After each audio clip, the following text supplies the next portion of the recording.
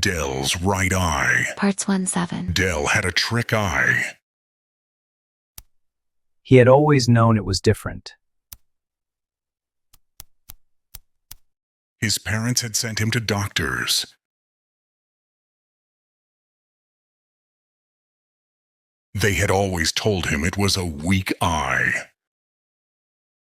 How many times had he tried to explain? My two eyes, they see things differently.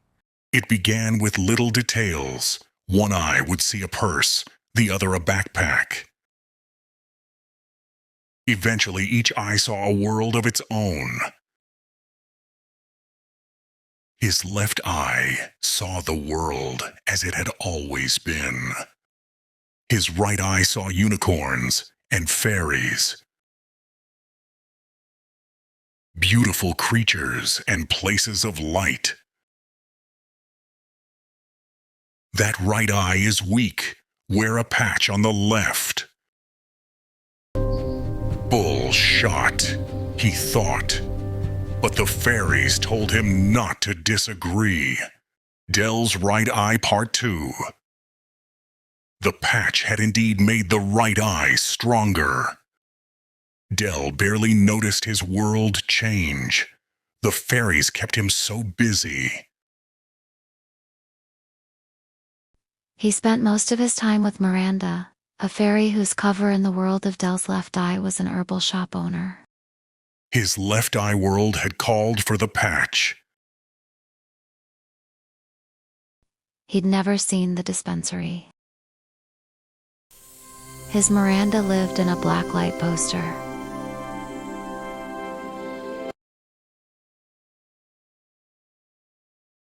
Dell's right eye, part 3. It wasn't even a competition, not really. Unlike the pole, people of his left eye as he now thought of them, the fairy folk of his right eye had always been inviting. Dell became a human for hire. Miranda was Dell's first contact and first client.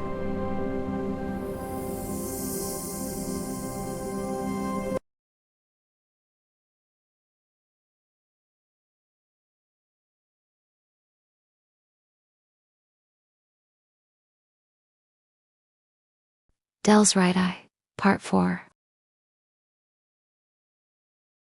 Miranda had a secret. Miranda had seen a leprechaun, something equally as unlikely for her as Dell's sighting. She had told no one, because frankly, no one would believe her. Once guardians to the fairy, none had been seen in her lifetime. Honestly, Miranda wouldn't have known had he not been dressed in his traditional garb. It looked ridiculous, and Miranda accidentally laughed. Miranda had given her heart to a trickster.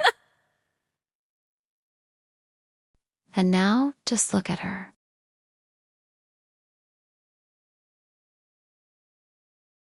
Dell's right eye, part 5. Remember, this was before Dell Corey human for hire. This was before he found the Selkie's skin.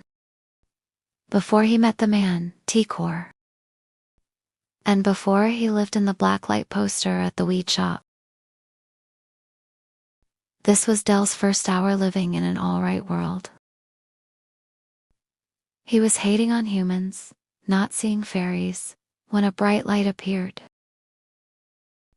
As Dell approached, he heard, "Now I'm pregnant with a leprechaun." How can a light get pregnant? Dell wondered. He didn't realize he spoke aloud. "I'm not a light, I'm a fairy. How come you can see me and hear me?" Dell was just going to explain. He couldn't. His right eye could. When a very large man invaded the space and stepped on his toe. "Did I hear you say someone's pregnant?"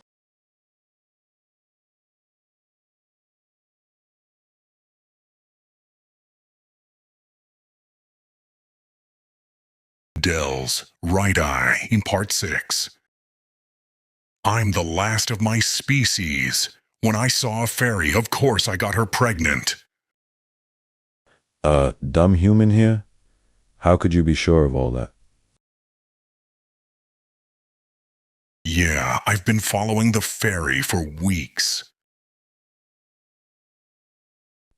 You've been following me? Surprised. Okay. And how do you know she's pregnant? Oh, she's pregnant. Oh, I am pregnant. And the bell jar. To hold fast my heir and secure his claim to my pot of gold, of course. Dell's Right Eye, Part 7. Dell learned a lot that day. First, fairies pretty much get pregnant every time they have sex.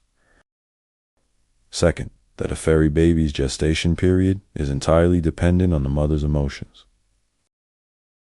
And third, that the leprechaun, whose name was Dennis, owned a dispensary called Pot of Gold. Pot of Gold also contained a portal door, disguised as an ever-changing blacklight poster. So you decided to hold the mother of your child hostage. I didn't want to lose her. Didn't want to lose your heir, you mean? Well, yeah. Eventually. I knew it would take a while. I was down with that. And that's how Miranda became part owner of a dispensary and Dell acquired unlimited usage of a parallel reality porthole. But what of the missing poster? Did Dell's parents find him? That is a tale for another day.